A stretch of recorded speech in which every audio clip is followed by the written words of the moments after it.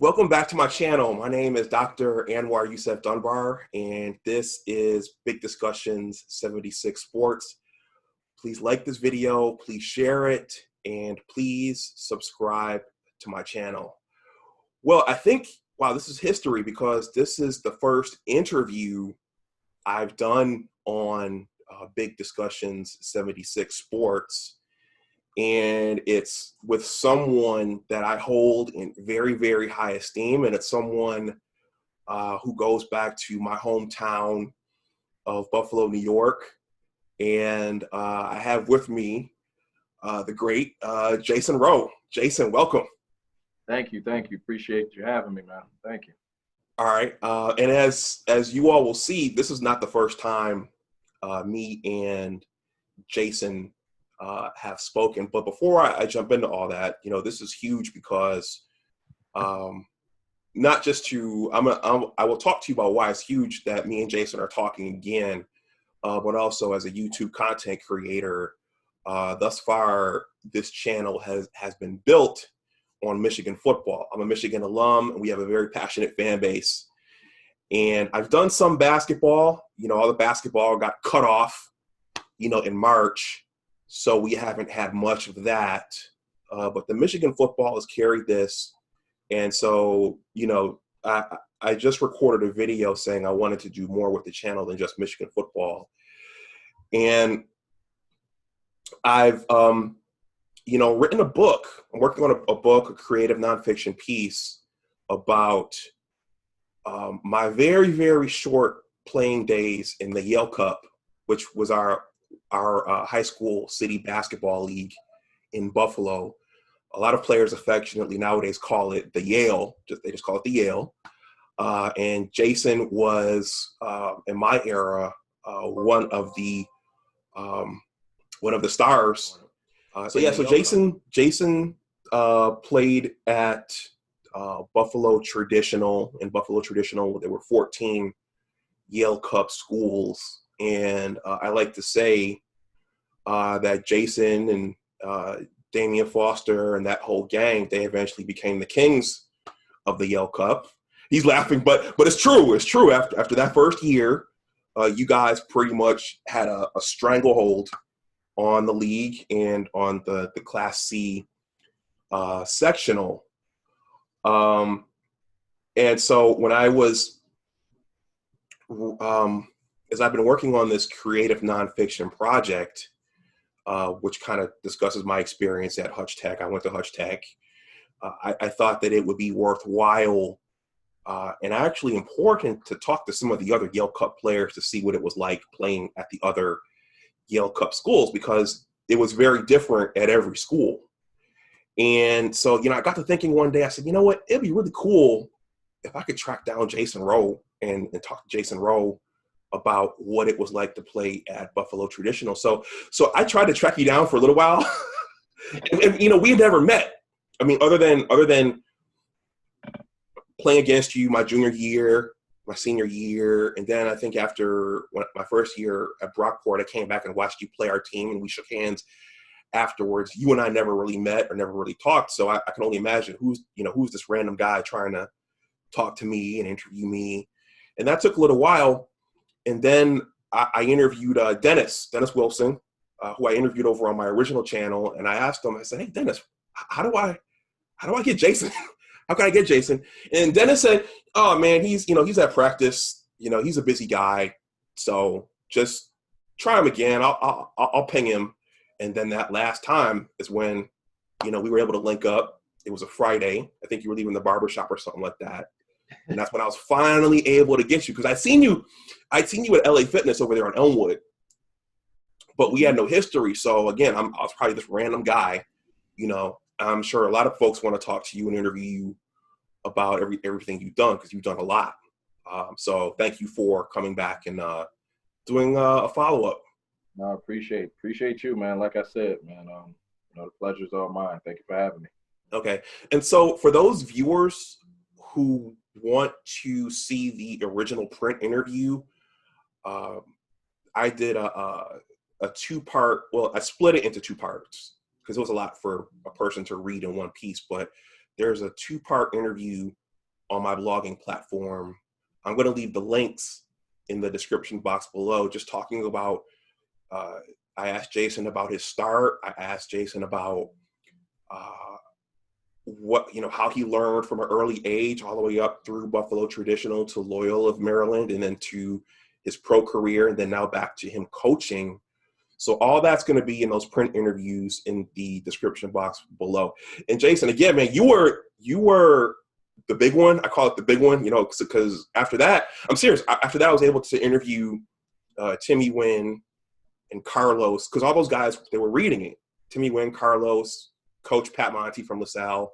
And then I was able to speak to Damien as well. Good. Glad I could help. Okay. So I have some questions here. And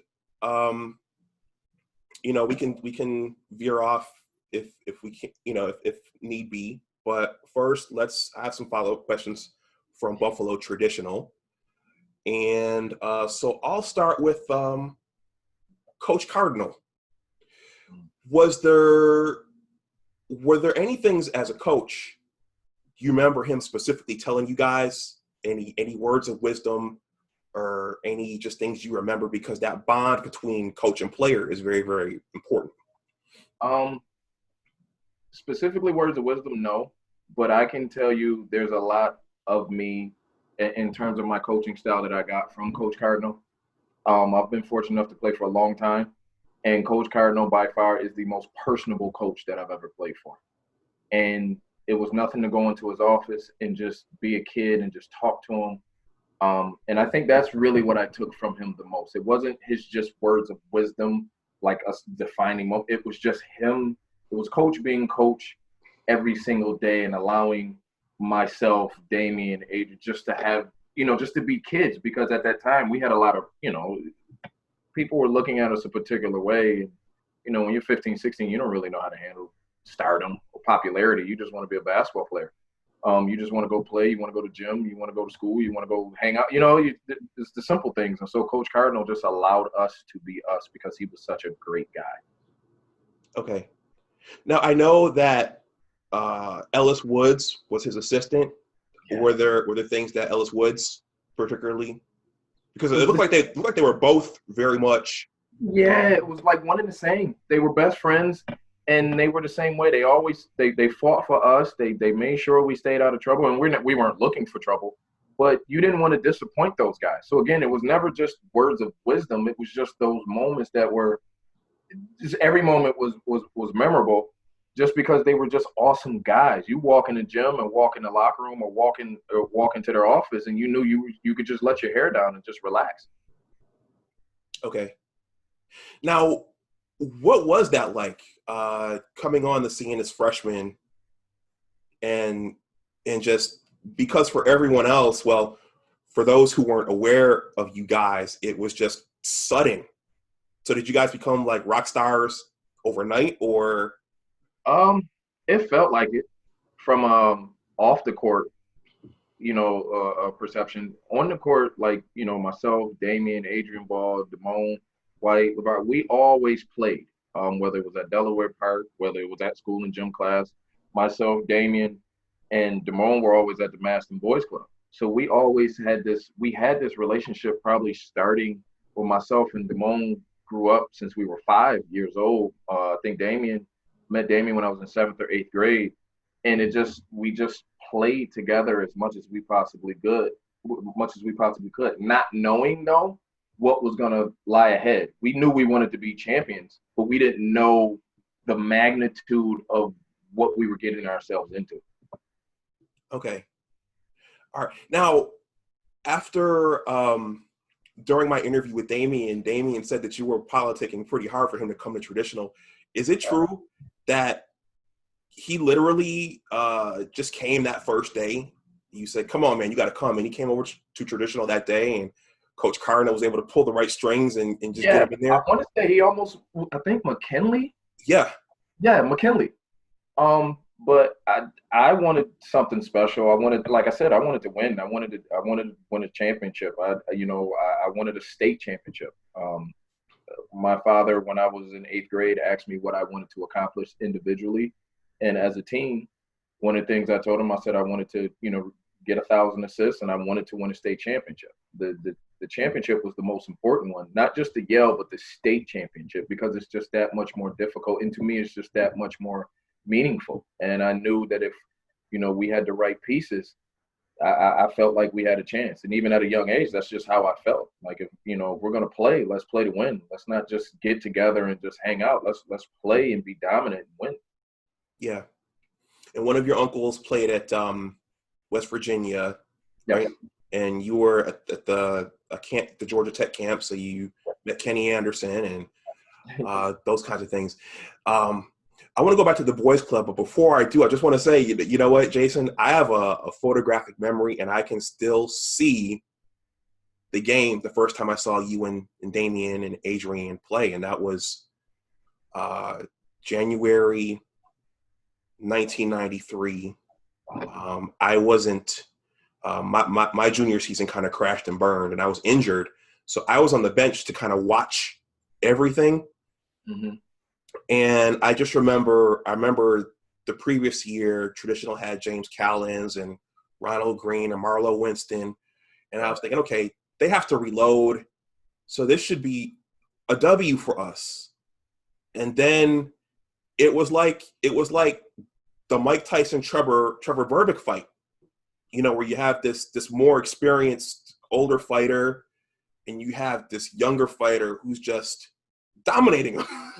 And I know a lot of my teammates probably are some of them might watch this, and some of them might still be a little sore about it 20 years later, but you guys literally came out and had your way. I mean, you were assisting the ball, you were putting the ball through your legs and shooting it, and there was this one transition play where Damien took it and bounced it over one of my teammates and then just finger rolled it like George Gervin. And it just arguably for us, that was kind of a spiral to start our Yale Cup season off. And it was just, there's some things you'll never forget. And I just remember that now. And I had heard the rumors leading up to that, because that's the other thing. I wasn't part of the boys club circle. Mm-hmm. And I just remember hearing your names leading up to that game. Could have been a month before, could have been weeks before. And I didn't really think anything of it until that day. Mm-hmm. So, but you guys, I mean, there were some guys in the Yale who knew of you guys, but for everyone else, it must have been the same way it was for us, which was, wow, who are these guys?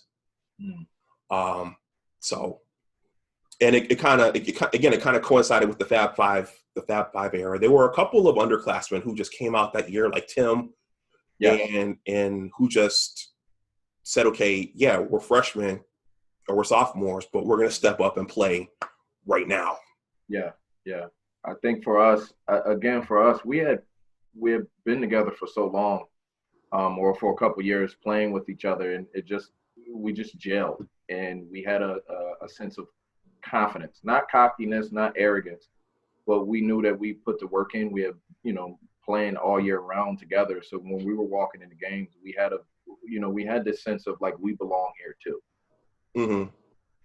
One of the things when I think back about that experience, our coach was about structure and system. Mm-hmm. And when I look back at that, one of the things that if I had a son right now, I'd say, you know what, it's cool that your coach has structure and a system and a play for everything, but you still have to know how to bring your street game in. You still have to have those skills. Yes. And that killer instinct, because without that, you're just a bunch of guys running around, running plays, and you're going to run up against a team that's more hungry and more skilled, and they'll be able to overcome whatever zone you're playing or whatever Princeton offense you're running.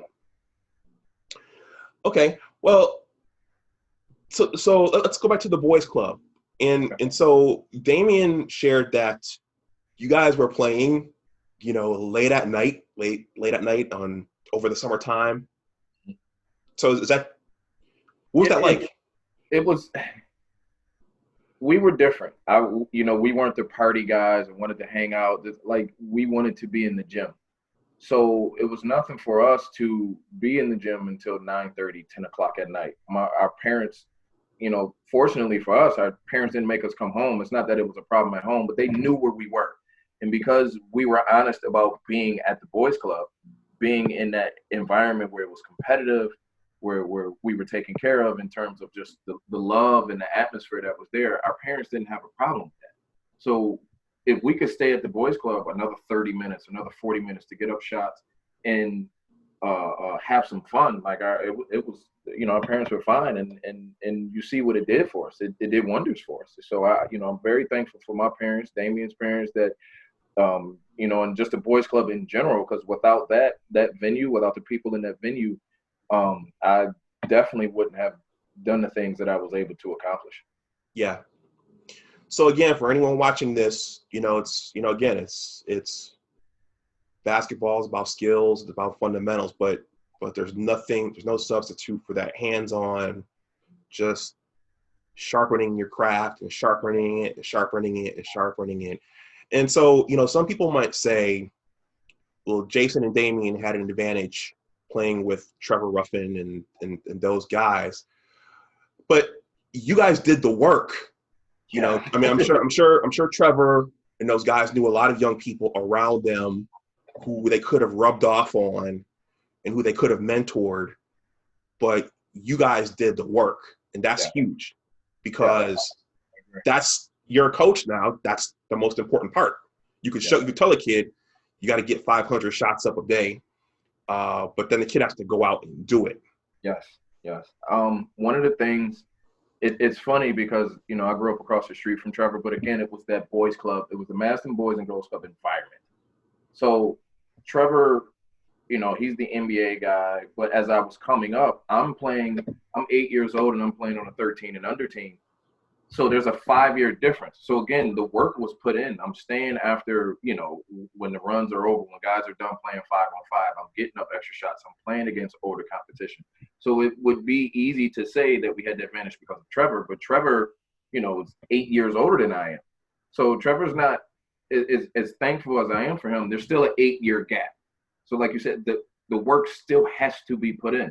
I think, if anything, the advantage for me personally was that my father played, my uncle Lester played at West Virginia. So my house was extremely competitive. My cousin James played at high school. So being with those guys, along with Trevor, I'm around Curtis Aiken, who played at University of Pittsburgh. I'm around Ray Hall. I'm around these guys. My father's taking me to gyms and parks and allowing me to not only play, but to sit and study and watch the game. I'm sure everyone from Buffalo is familiar with the infamous Randy Smith League. That was when I really was falling in love with the game, even at a young age, because I wanted that atmosphere. I wanted that feeling of playing in a packed house, a packed arena, a packed gym, and playing against high-level competition. So, again, and I just had this conversation with my brother. One of the things that I love the most about the boys club is I could go have a game and have 20 points and 10 assists or 30 points and 10 and walk into the boys club right after that game and no one would care. I had to score inside the boys club. So you develop this hunger and this competition of in a healthy way to approach it, because these guys weren't satisfied. They didn't care about what I did outside. Okay, you had that game against whoever in the Yale Cup, and that's fine. But come inside these four walls in this rec center and prove yourself in here. And so again, I just developed this hunger for competition, because that was my everyday life. Okay.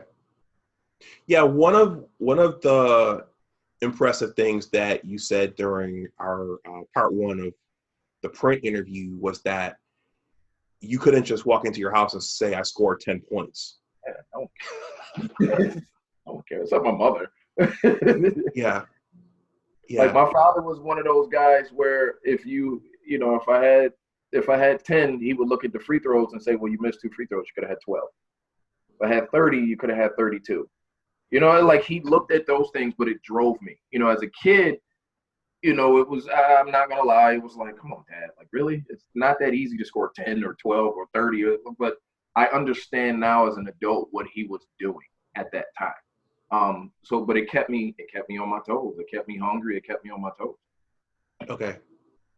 So one thing, and then we'll move on. For anyone watching this who has a young person who wants to play, me and Jason just talked about the work, putting in the work and the skills, training, but watching the game also matters. And what I mean by that is I didn't start finding out who Richie Campbell was until late, until late, and Trevor and Curtis Aiken. And so it matters to go to the Randy Smith League. It matters to go to the sectional games when you're in middle school, because you have a concept early of what these things are, and you have a concept of what you should be shooting for. Yeah, I totally agree. And again, I really believe that was one of my advantages growing up in an athletic household. So I was at the park. I was at the high school games. I saw Richie Campbell play in the park and in the Randy Smith League live at 75. I saw Marcus Whitfield, aka Ice Cream. I saw him play, and being around these guys again, it gives you a bar, and it lets you. For me, it was like, if this is what I want to accomplish, these are guys at the top of their game, so I need to be as good as them, if not better. This is, you know what I mean? Like the bar is set. And so growing up at that time, like I feel like I grew up in the perfect era of basketball in Buffalo, because I was able to see my uncle, like I said, Curtis Aiken, Ray Hall, Ice Cream, like the Nigel Bostic, the name go on and on and on and on. Richie, like I grew up across the street from Trevor. So now when I go into Damone James, names are just coming back and forth, to me. So now when I go into high school, I was just playing one-on-one with Trevor, who's in the NBA. So the bar is set for like, okay, I can do this. If I'm playing against Trevor, who just had to guard Michael Jordan, or I'm playing against Richie, who's considered one of the greatest guys, or if I just had a workout with Kurt Akins, who's considered one of the greatest guys in Buffalo history, I can do this high school thing. I'm okay. But again, I give credit to my father for sitting me down, and allowing me to watch the game. But what he also did that I think is key, he taught me what to look for, which I think is, can be a situation. If you just sit someone down and say, okay, watch this, they don't really know what they're looking at. Well, my father sat me down watching old Detroit Piston games, watching Isaiah, watching Jordan, watching Magic, and would talk to me about how they controlled the floor on both ends of the court. So it helped out tremendously. With Jason, again, what Jason just said is very, very important, because there are households where in some instances there are no men around, and I'm kind of tiptoeing around this. But, if there are no men around, and a son, for example, wants to play basketball or football or whatever, it helps to have a mentor there. Someone who's knowledgeable, someone that child can glom onto, and someone who will give them that extra perspective and that extra, for what that's worth. Because it was perfect for me. It was perfect because I had several. Whether it was, my father, my mother she wasn't into sports, but she loved her boys. She loved me and my brother, and so she was supportive of that. But even when I walked outside of my home and went to the Madison Boys Club, Garcia Leonard, Kelly Funderburg, Mr. Harris, those guys were Steve Aiken, who's Kurt's brother. Those guys were my mentors on and off the court, and I still have a relationship with those guys to this day. Mm-hmm. Okay. The basketball circle. Before we move on, what was Trevor like, or what is Trevor like? Is he a joker? Is he really intense? Is he both? On the court, like I learned a lot of my competitive edge from Trevor. Is a monster. He's a bully and a monster on the basketball court. And it was he could score. He was strong. He was athletic. Didn't take no junk from anybody. Would play defense. Wanted to check the best guy. Wanted to score the last play. Like he's awesome. He's awesome. And even now, he's like a big brother to me. I can call him. I can get in contact with him whenever I need, and he's always there for me. So it was a great guy to be up under. Coming up at that time. Okay.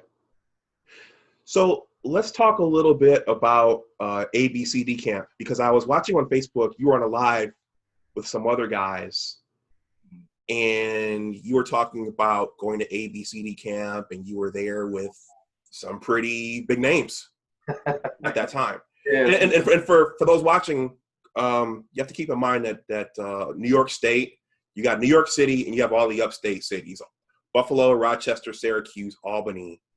So, you know, those are smaller cities. So anyway, go ahead. I remember getting invited to the ABCD camp, and it actually came to school. So Coach Cardinal, they sent a letter, and Coach Cardinal had gave it to me, and I was excited.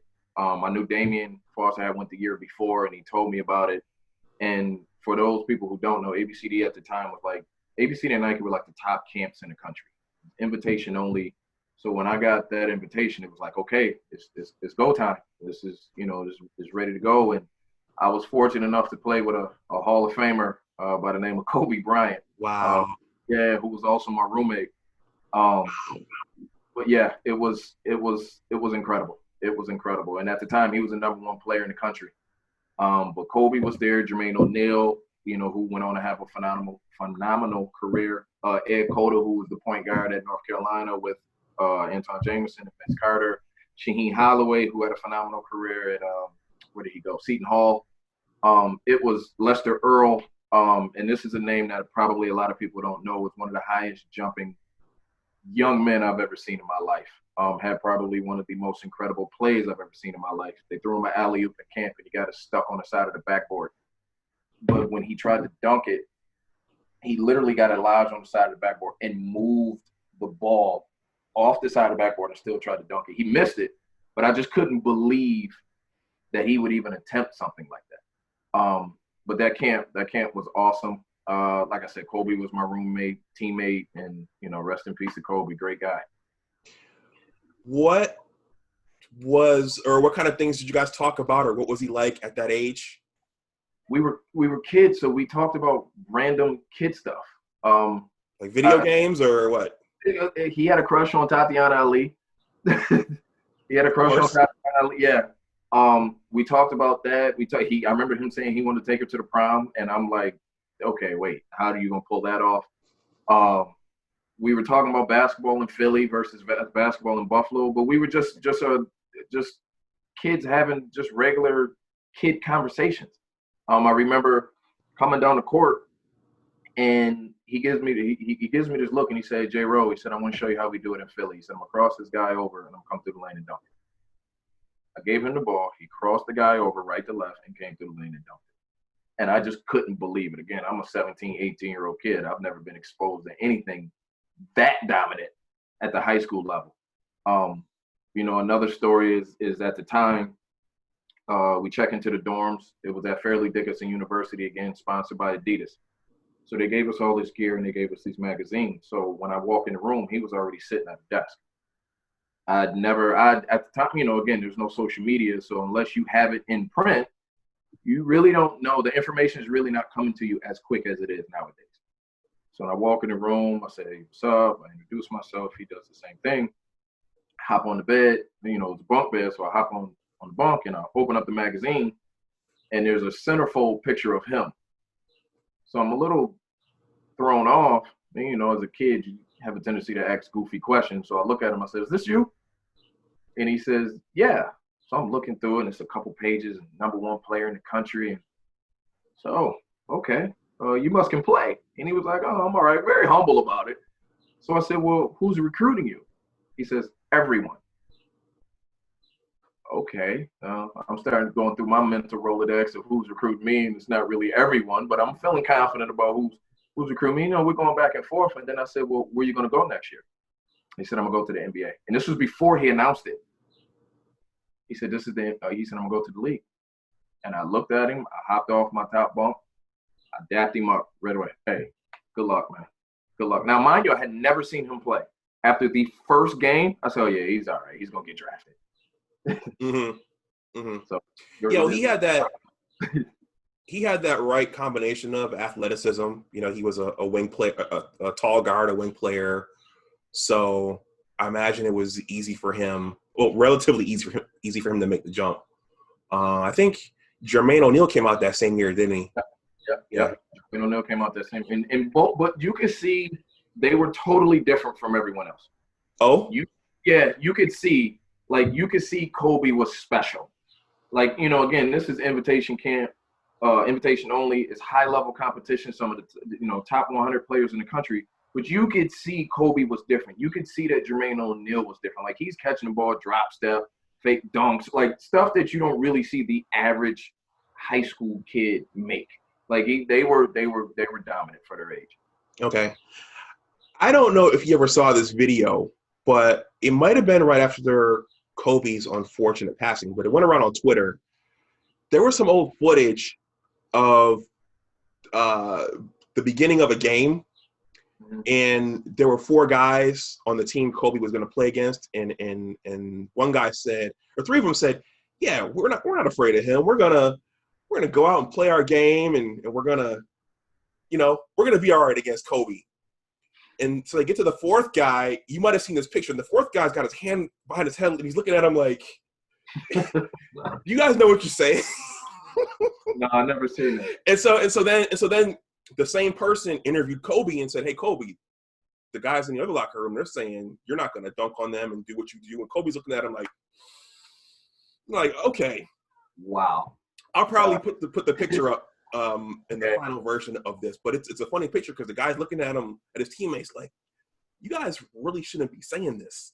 Yeah, he was different. He was special. He was special. Again, as a kid, and at that time, when someone says that they're going to the NBA and it was unheard of, you're like, okay. But when we got into the game and I'm really, really watching, I was like, wow. Yeah. This guy is good. And like I said, at the time, obviously you don't know he's going to become Kobe, the Hall of Famer, have the accolades that he has. But at that time, you knew he was special. Well, can you imagine? I heard that at that time, the schools that he was considering, one of them was Duke. So can you imagine how the trajectory of the Duke program would have changed if someone like Kobe went to Duke? Yeah. I mean, yeah. Because I was friends with Elton Brand, who ended up going to Duke as well. As a matter of fact, we lost to Elton in the state championship game my junior year. But I can't imagine Kobe and they might have played together. No, Elton's 2 years behind me, but I don't know if Kobe would have stayed 2 years in school, but that would have been special. Yeah. And that's just what's amazing. It might have been, I might have seen an interview with, it was Penny Hardaway on The Smoke with Matt Barnes and Steven Jackson. They were saying the college game is so different nowadays because those guys, they're either going one and done or they're going to the G League. Yeah. Or, so it's a completely different landscape than it was 20 years ago. Yeah, they're talented, but that structure, you need that structure. You need to learn the know-how to play the game. Yeah. Because and college taught me that. The understanding even more in film study, preparation, eating correctly, sleeping correctly, just balancing life, period. Because I understand making, having an opportunity to make millions of dollars. From an athletic standpoint, though, that structure is second to none that you get in college to prepare you for that next level. Yeah.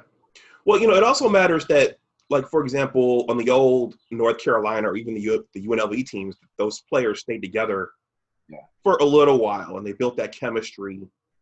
And so you have the most talented players playing together for 2 to 3 years, and you don't get that, with the one and done, or when kids skip college, all together. Yeah, it's too much money. And it's not that money wasn't around back then, but if a kid has a chance to make tens of millions of dollars, it's hard to convince them, and they can take care of their family.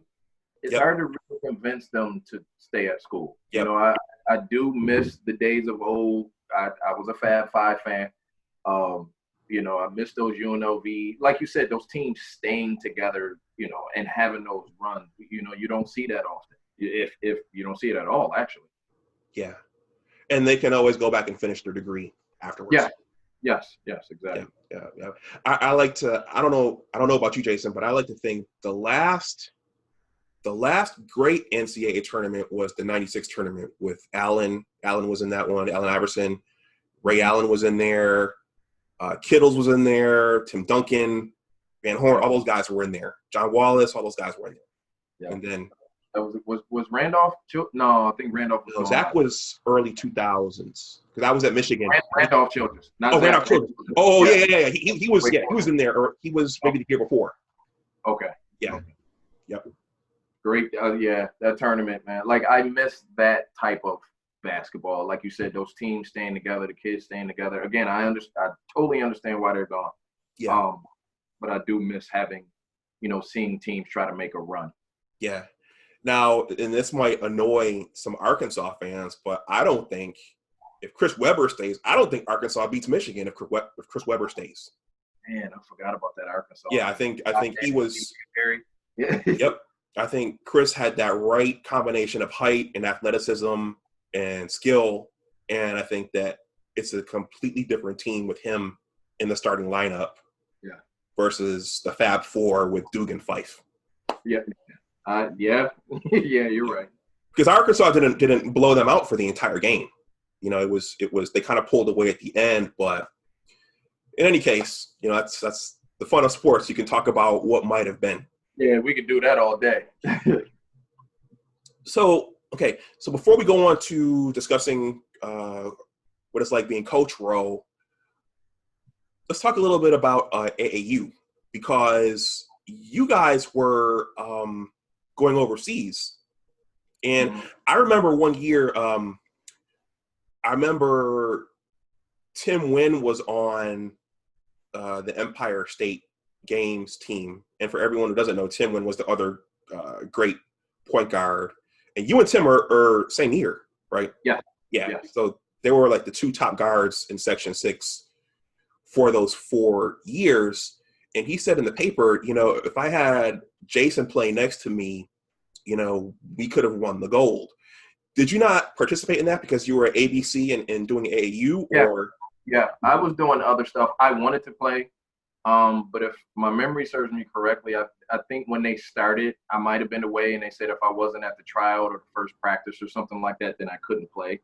So that was really the only reason why I didn't play. Is because, and I respected their rules. If this is their rules and their guidelines, and, so be it. I'm not, I don't want to walk into a situation and bend the rules if they're broken, if I don't have to. It would have been a great experience. I would have loved to play with Tim during those times, for the Empire State Games representing, upstate. But, unfortunately, I didn't get to play. Okay.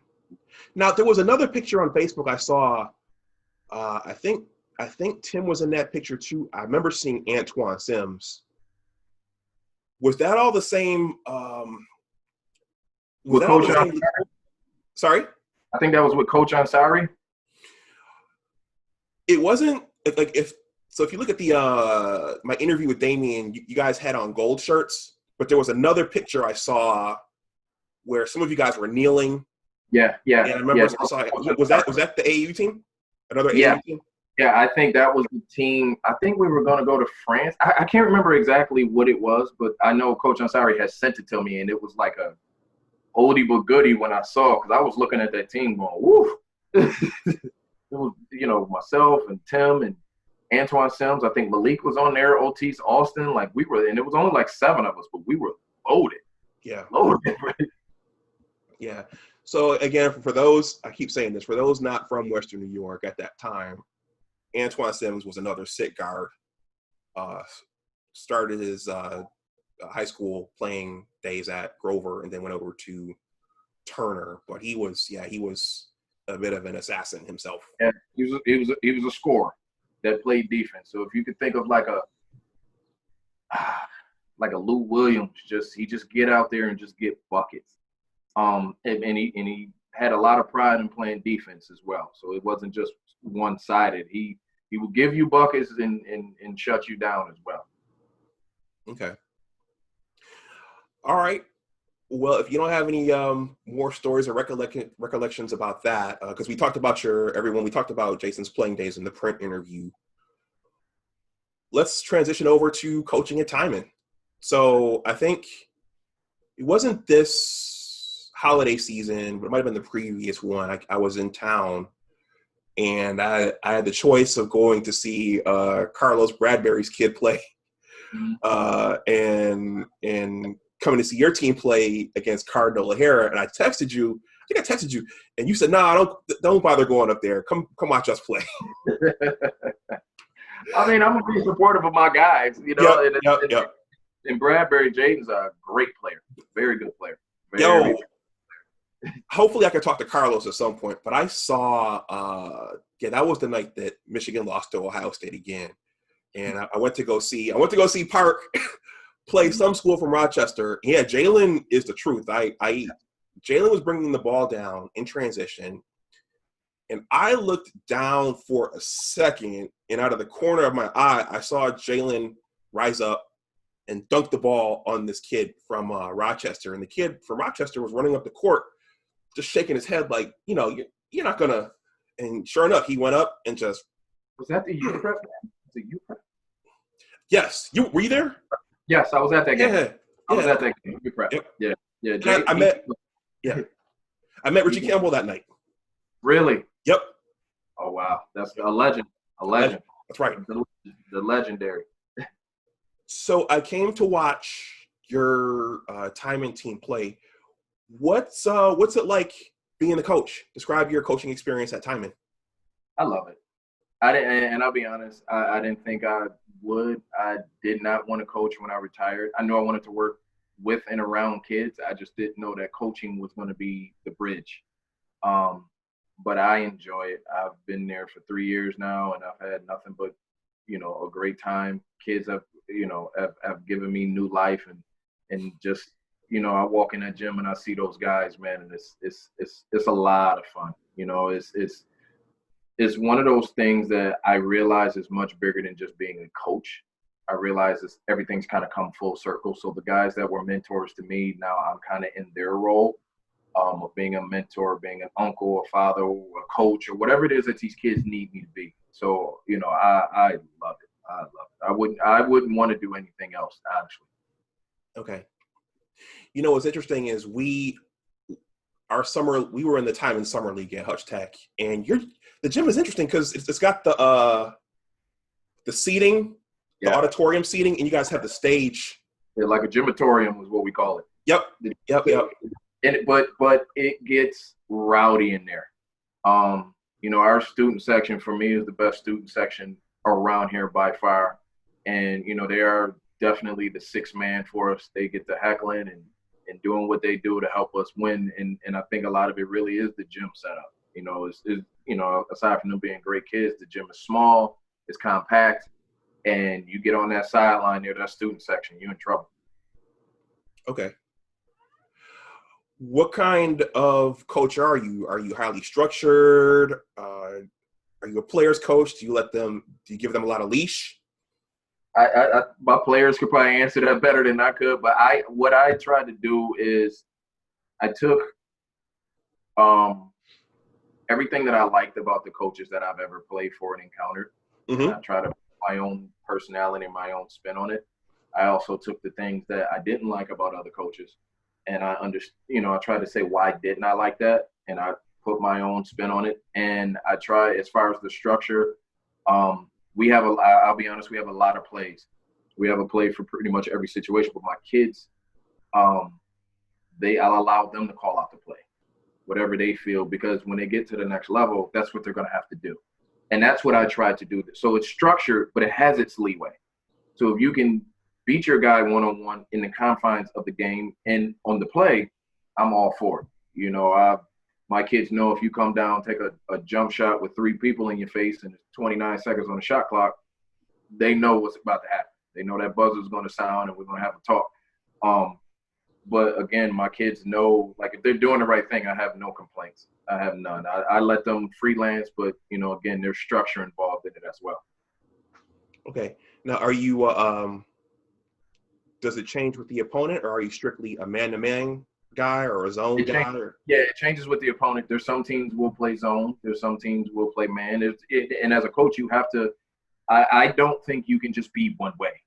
You have to have in-game adjustments. So, there's been times that we've played a team that I felt like we would do a phenomenal job man-to-man, and we weren't doing it, switched to zone, and the game changed.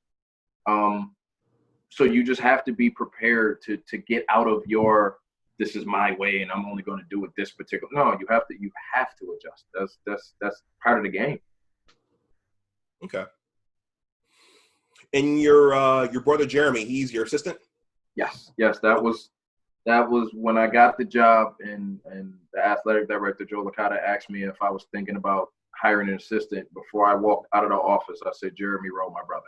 Like, there was no one else I wanted to work with, because my brother has been, a pillar in this community as far as working with these kids for a very long time, even when I was overseas.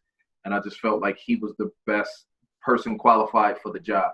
I didn't hire him because he's my brother. I hired him because of his because of his basketball knowledge, because he's training with the kids, he's involved with these kids. That's why I hired him. And so, we've had our days where, we've had creative differences as far as coaching, but that's going to happen. But then there's other days where it's 2, 3 o'clock in the morning and we're on the phone and we're texting each other plays and strategies and practice plans. And, I wouldn't want to coach with anyone else. Okay. Was Jeremy a player himself, or? Yes. My brother was a 6-foot pure point guard. And I told him, if I had your IQ, well, what I've said to him is I wish I had your IQ in high school, because my brother, to me, was able to slow the game down. He didn't have the athleticism that I had, but he was able to slow the game down and see things, before they develop, as opposed to me. I would just go. And, I could see things, but I'm moving so fast that it became a problem for me my freshman year in school. Whereas with my brother, he was a lot calmer and a lot smoother and a lot more particular about his movements on the court. Okay. Did he play at one of the Yale Cup schools? I'm just asking because he played at traditional. Okay. Yeah, he won a state championship, won a Yale Cup. I want to say he won 1 or 2. I'm not totally sure, but he has a state championship. I know that much. Nice. He went right to Buffalo Traditional, right? He stayed at home. Okay, so you're the older brother?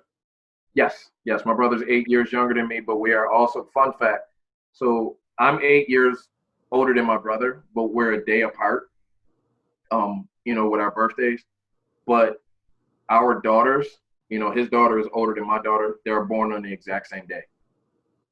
So just a random fun fact. Yeah, right? Okay. Well, we're almost done here, Jason. It's easy to say, there was nothing like our era as players, the old gyms we played in and the physicality of it.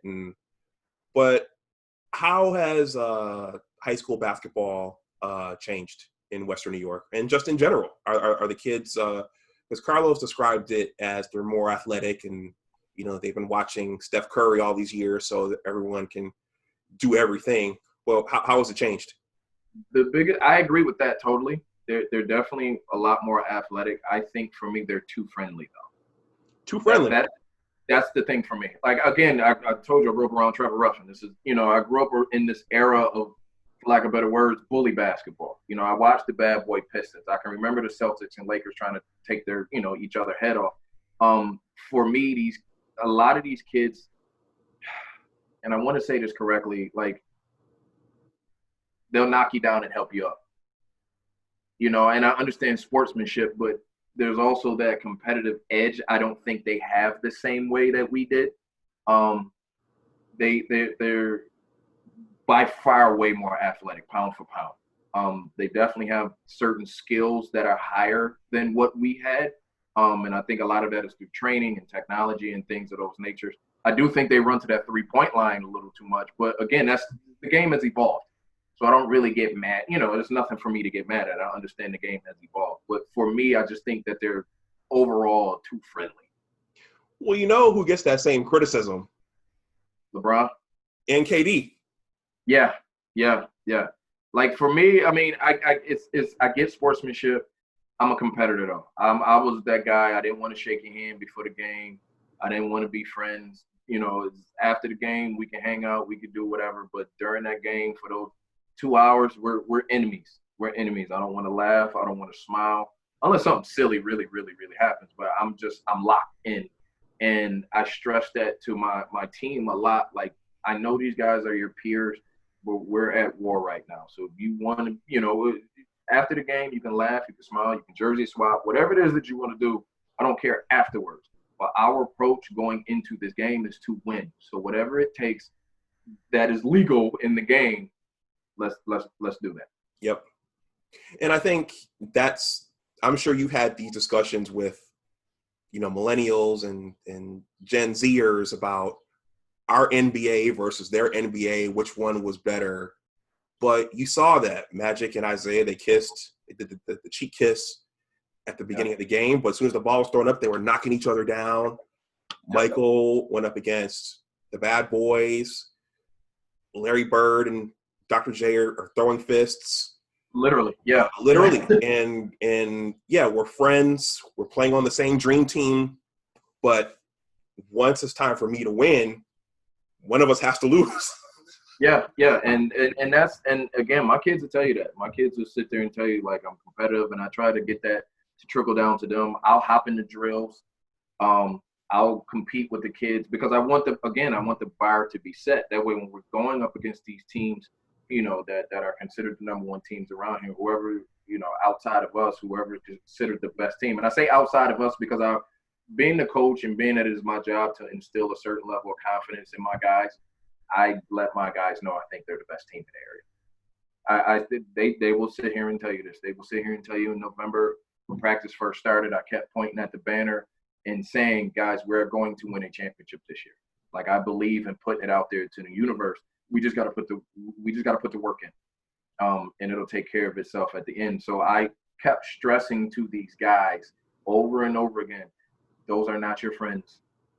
For these 90 minutes, 2 hours those are not your friends. Okay. Keep it competitive. Keep it within the game, the rules of the game. Nothing dirty, like it's nothing like that. But we are here to compete.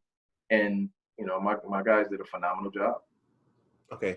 Now, in terms of rules, are they officiating the games differently, or are they is it softer in any way at that level, or no I don't. There's certain calls they make that I don't completely understand, but I'm not a referee, I'm a coach. The game, our league, Monsignor Martin, is pretty physical. With our rival, especially when we're playing St. Francis, which is our rival. O'Hara, Scrappy, Canisius is always good. Joe, like our entire league is a physical league. So the referees, they let the kids play. I can say that. They let the kids. It's rare. In my 3 years of coaching, I've never seen a fight almost break out or anything like that. Obviously, guys are, maybe nitpicking and a little scrappy and something like that, but it never gets out of control to where it's like I got to run on the court or referees got to run on the court and separate anything. No, this is just because a lot of these kids know each other. They're just competing. They don't want to, take that bus ride back home or talk to each other on social media and one has the upper hand on the other. Mm-hmm. Okay. In your 3 years, how far has any one of your teams gotten? Because there's the Monsignor Martin League. You guys have a separate playoff than the rest of Section 6, right? So on the gift and the curse to this season, this was the first time that we won basketball championship in 20 years. So we won Class B. And the following week, we were supposed to play in the state championship game. And it was canceled due to COVID-19. And it was unfortunate. The kids were, obviously heartbroken because our season was cut short. But they, it felt like they got over it fairly quickly, knowing what the reason was and knowing that it was out of our hands. The team we were supposed to play was out of New York, out of New Rochelle, Salesian High School. And unfortunately, that was the first place that was quarantined in the entire United States. So, again, when you have that understanding, and the kids knew it, when you have that understanding that there's nothing we can do, they were better, but it was still, still that lingering what if, one more game, we could have been crowned state championships, or, you just never know. So, I try to stress to the kids, we still had a great season. We gelled at the right time, and we were able to be, we're a part of history now. We get a chance to put the banners up when school open back up. Yep. Well, also, the NCAA tournament got completely wiped out. Yeah. But also, there are some kids who never got out of the first round of the sectionals, and there are some kids who never made the sectionals. Yeah. So the fact that you guys were about to compete for the state tournament, that's huge. Yeah. We were in that game. Yeah. I felt really bad for my 4 seniors. I guess what helped is that basketball was not their primary sport. It's not their so again, they understood, so that pain wasn't so deep. And it's not like they didn't care, because these are the same guys that were crying after the state championship game, high five, and like there was genuine love and genuine happiness. But again, like for those 4 seniors, I felt for, but they got over it pretty quickly. Okay. What's the talk about the upcoming year?